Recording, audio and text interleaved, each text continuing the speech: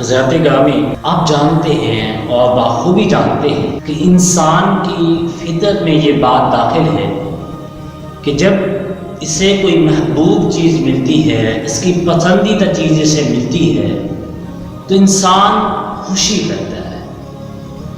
جس طرح کہ کسی کے ہاں بیٹا پیدا ہو جائے اور وہ ہو بھی اکلوتا بیٹا تو اس کو کتنی خوشی ہوتی ہے، خوشی کا اظہار کرتا ہے، خوشی کرتے ہوئے سماتا نہیں ہے۔ اسی طرح کسی کے ہاتھ میں کوئی اچھی خاصی دولت آ جائے، غریب ہو پھر امیر ہو جائے، آپ سمجھتے ہیں کہ اسے کتنی خوشی ہوگی۔ جس طرح انسان خوشی کرتا ہے محبوب چیز ملنے پر، اسے فرحت ہوتی ہے، اسے خوشی ہوتی ہے، اسی طرح محبوب چیز کے، پسندیدہ چیز کے جدا ہونے پر بھی اسے غم ہوتا ہے، اسے تکلیف ہوتی ہے۔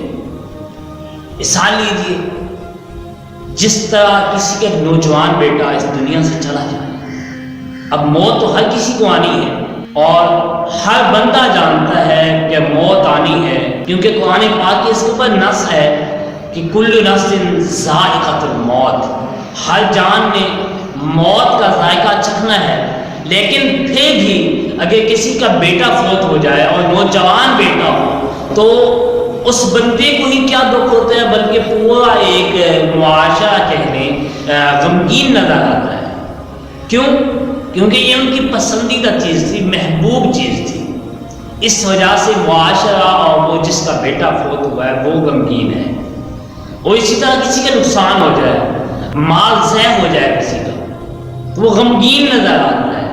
تو پتہ چلا کہ انسان کی فطرت کے اندر یہ بات داخل ہے کہ جب اسے کوئی محبوب چیز ملتی ہے تو وہ خوشی کرتا ہے، اور جب اس سے کوئی پسندیدہ چیز چھن جاتی ہے، دور ہو جاتی ہے، تو وہ غمگین ہو جاتا ہے، غم کرتا ہے۔ اسی طرح نبی پاک صلی اللہ علیہ وسلم کا فرمان ہے، نبی پاک صلی اللہ علیہ وسلم نے ارشاد فرمایا، جو بندہ رمضان شریف کی آمد پر خوشی کرتا ہے اور اس کے جانے پر، رمضان کے رخصت ہو جانے پر غم کرتا ہے، اسے دکھ ہوتا ہے، تکلیف ہوتی ہے، تو فرمایا اللہ تعالیٰ اس پر جنت کو واجب فرما دیتا ہے۔